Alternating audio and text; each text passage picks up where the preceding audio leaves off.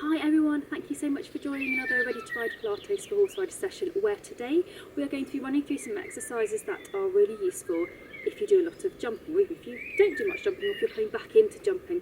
They're going to be combining a bit of coordination, a bit of strength, a bit of balance work, all key elements that you need if you're going to be jumping. You will have spotted possibly that I've got some resistance bands down here. You don't need to have resistance bands for these exercises if you don't have any to hand, or a pair of tights will do.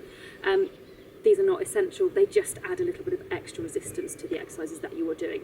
Ideally, before you do this, you need to have done a bit of a warm-up session, but we'll run through a couple of things just to make sure your body is really ready to go.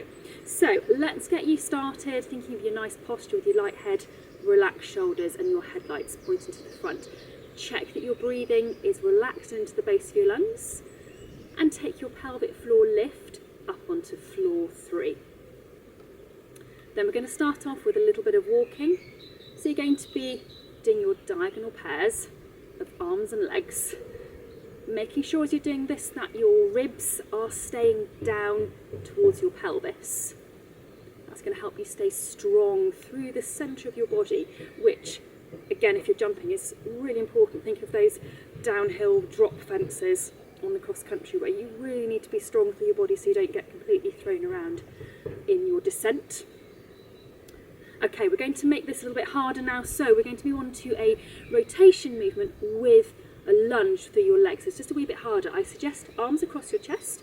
We're going to go forwards and come back up. So we'll get your brain in gear with doing this first of all, so you're thinking of shoulders staying level, headlights staying pointing straight ahead, and now we're going to add in that lunge. So use the rotation, so stay in your lunge, get your headlights to the front as you turn from side to side, so the same with the other foot in front. And you may well find that you find your balance is better with one leg in front. That is really normal, nothing to worry about, but it's something that if you possibly can, you want to work on so that your balance is equal, your control through your upper body is equal, whichever leg you have in front. So shoulders level through the turn, you want that collapsing shoulder feeling, headlights staying to the front. And if you can, really push yourself and think, is your knee staying lined up with your second and third toe-ish as you stay in that position. We'll do one more with each leg. Hopefully the surface you're on is a little bit flatter or even than mine. Okie doke. I'm going to move on now to a bit of a coordination exercise called the foot series. Some of you will be familiar with this. This is another really good one for jumping. I just love it, it's great. Okie doke. So we're going to go up onto your toes, bend your knees, drop your heels and straighten. Up onto your toes, bend your knees, drop your heels, straighten. Onto your toes, bend your knees, drop your heels, straighten. If you're finding this easy, do it with your eyes closed. So up onto your toes, bend your knees, drop your heels, straighten. Onto your toes, bend your knees, drop your heels, straighten. One more. Onto your toes, bend your knees, drop your heels, straighten. Open your eyes if you close them. We're now going to reverse it. So you're going to bend your knees, lift your heels, straighten and down. So bend, lift, straighten, down, bend, lift, straighten, down. Again, close your eyes if you want to make it a wee bit harder.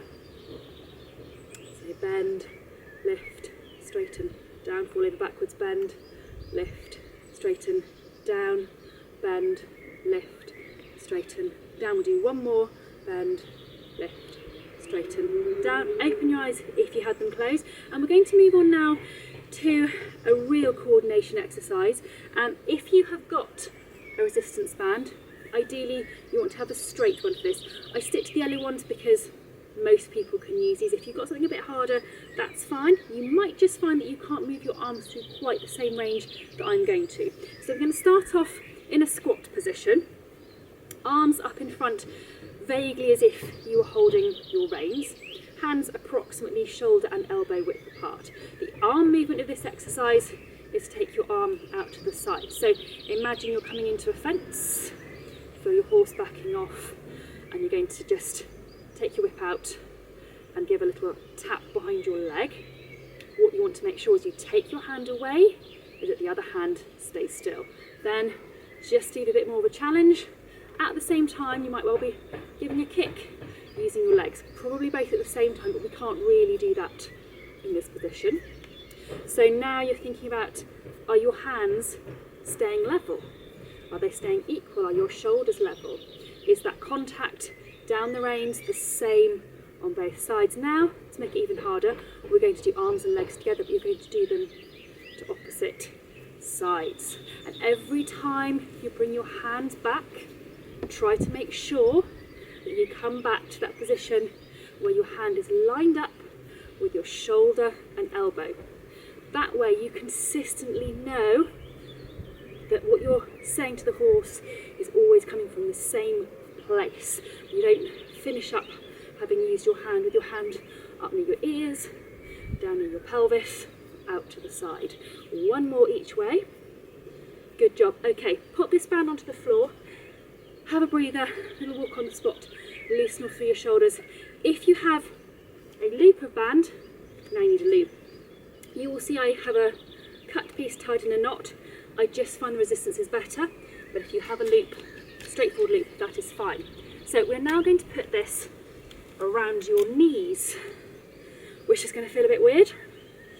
Okay, and if you can drop yourself into a little bit of a squat, and you're going to do some crab walking, so you're going to go to the side, whatever room you've got. I'm a little bit limited because I want to stay in shot. So don't try and make the movements necessarily too big, but you want to make sure that your knees stay far enough apart that you're keeping the tension on the band. What this is really doing is firing up your glutes muscles.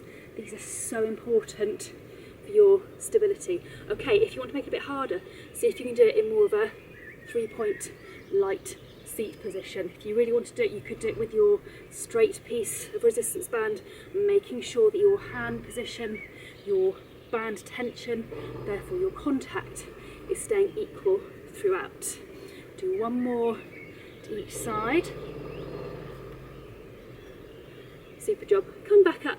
I'm going to take this band off now, and we're going to go back to your straight band if you have one. But again, it really doesn't matter if you don't.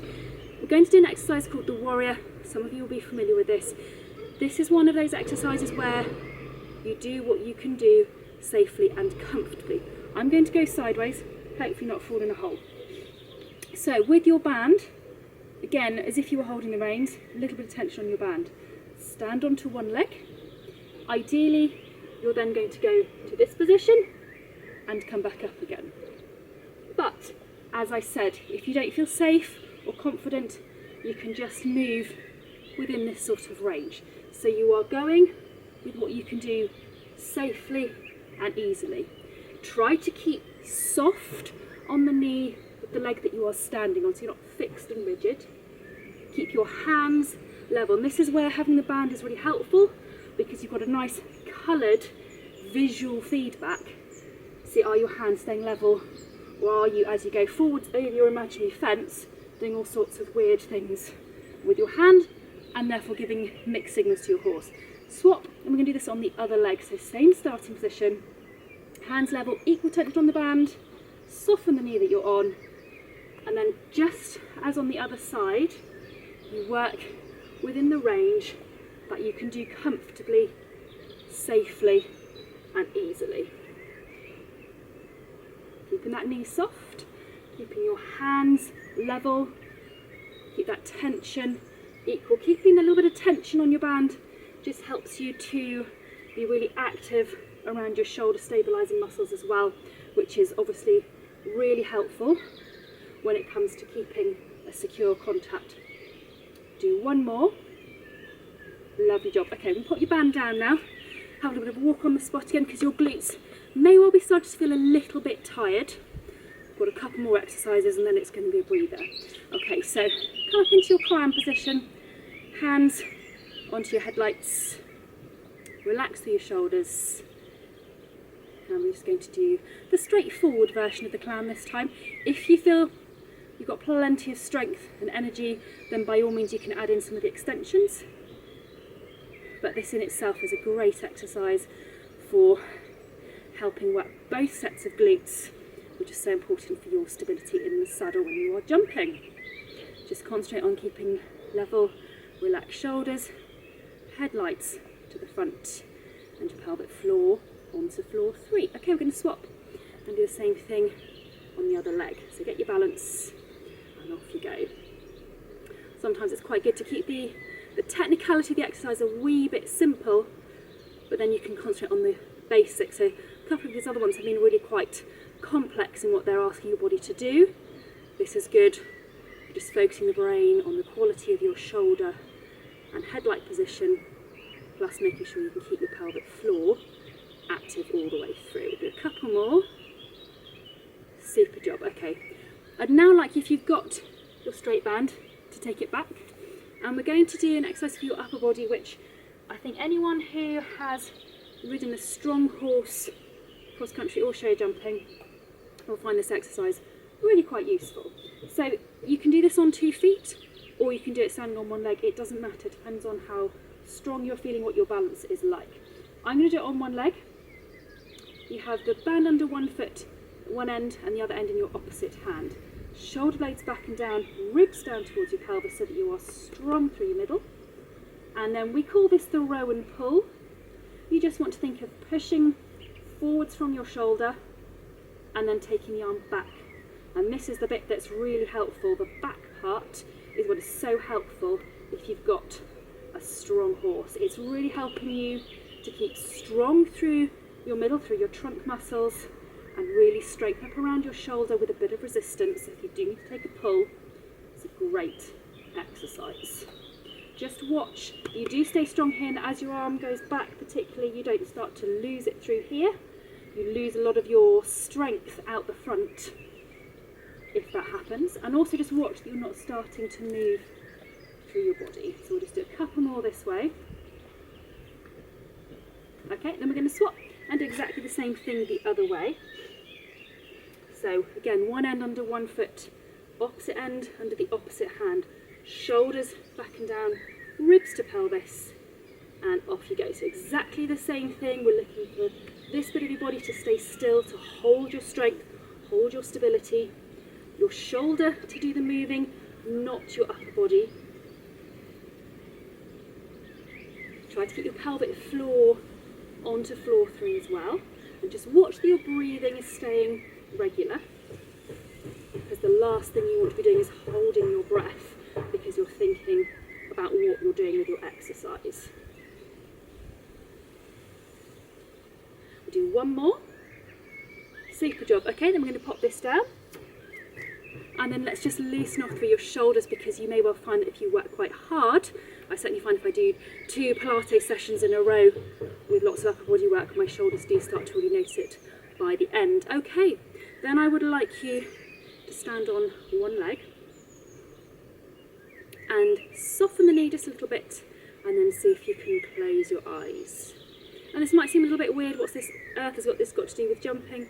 Well, the better your balance is, the better you will be balanced with your horse, and the better you can do it without having to look in order to gain your balance, the better. So the more you can balance through feel, the easier it will be. Make sure you're relaxed through your upper body.